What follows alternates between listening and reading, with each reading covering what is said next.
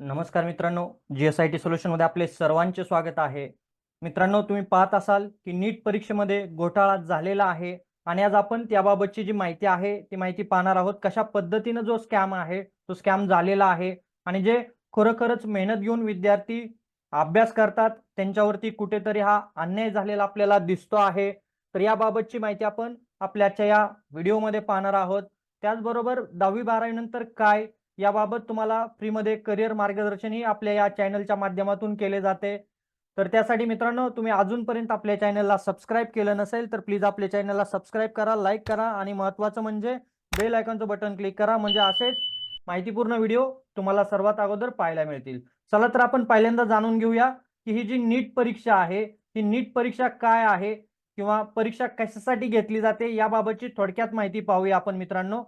नीट म्हणजे काय तर नॅशनल इलिजिबिलिटी कम एंट्रन्स टेस्ट, त्यालाच काय म्हटलं जातं, नीट असं म्हटलं जातं. आणि मित्रांनो, ही जी परीक्षा आहे ही परीक्षा कशासाठी घेतली जाते की जे विद्यार्थ्यांना वैद्यकीय क्षेत्रामध्ये ऍडमिशन घ्यायचं आहे, की जे 12वी नंतर वैद्यकीय क्षेत्रामध्ये जाण्याची इच्छा मनामध्ये बाळगतात आणि त्यांना देशातील कोणत्याही मेडिकल कॉलेजमध्ये चांगल्या पद्धतीनं रँक मिळवून ऍडमिशन घ्यायचं असतं.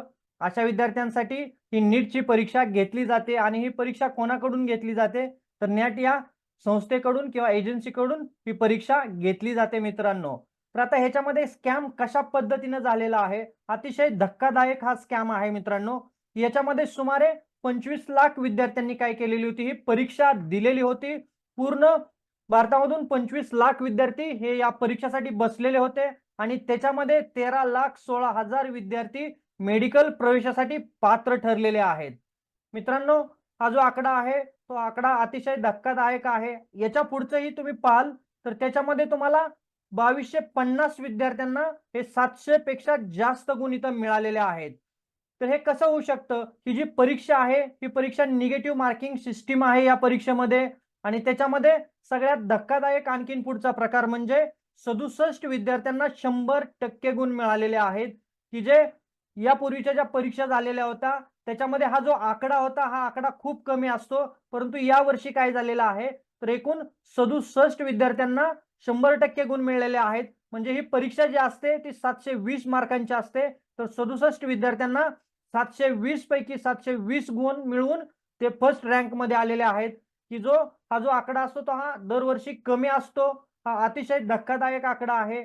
आणि त्याच्यामध्ये बहुतांश विद्यार्थी जे आहेत पैकीच्या पैकी मार्क मिळालेले ते कशामधून आहेत, ते एकाच सेंटरवरील आहेत. परीक्षेचं केंद्र असतं ते एकाच परीक्षा केंद्रावरील बहुतांश विद्यार्थी हे परीक्षेमध्ये पैकीच्या पैकी मार्क मिळालेले आहेत.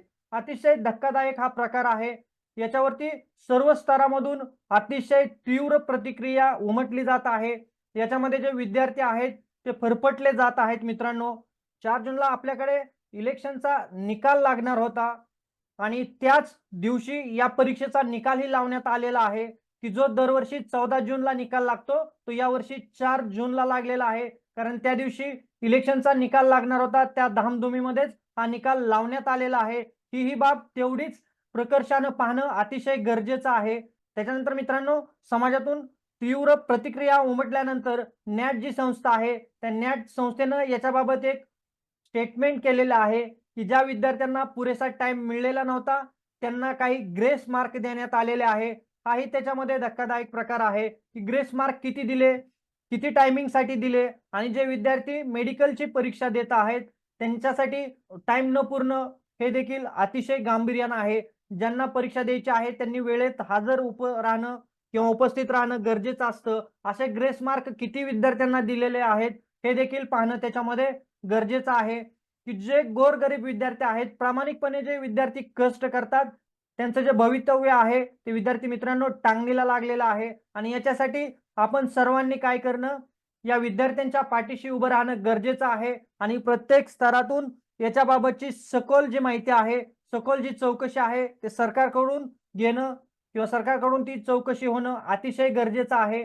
आणि हे जे काही विद्यार्थी आहेत परीक्षेमध्ये त्यांच्यासाठी आपल्या सर्वांना त्यांच्या पाठीशी खंबीरपणे उभं राहून हा जो काही प्रकार झालेला आहे, ही परीक्षा पुन्हा घेता येणार आहे का याबाबत पाठपुरावा करणं आणि येणाऱ्या काळामध्ये असे जे गैरप्रकार आहेत हे गैरप्रकार टाळण्यासाठी कशा पद्धतीनं याच्यावरती मार्ग निघला पाहिजे हे सरकारने पाहणं अतिशय गरजेचं आहे. तर मित्रांनो, तुम्हाला आपला आजचा हा व्हिडिओ कसा वाटला हे मला कमेंट बॉक्समध्ये सांगा. आणि अजूनपर्यंत तुम्ही आपल्या चॅनलला सबस्क्राईब केलं नसेल तर प्लीज आपल्या चॅनलला लाईक करा, सबस्क्राईब करा आणि महत्त्वाचं म्हणजे बेल आयकॉनचं बटन क्लिक करा. भेटूया अशाच नव्या माहिती बरोबर. जय हिंद, जय महाराष्ट्र.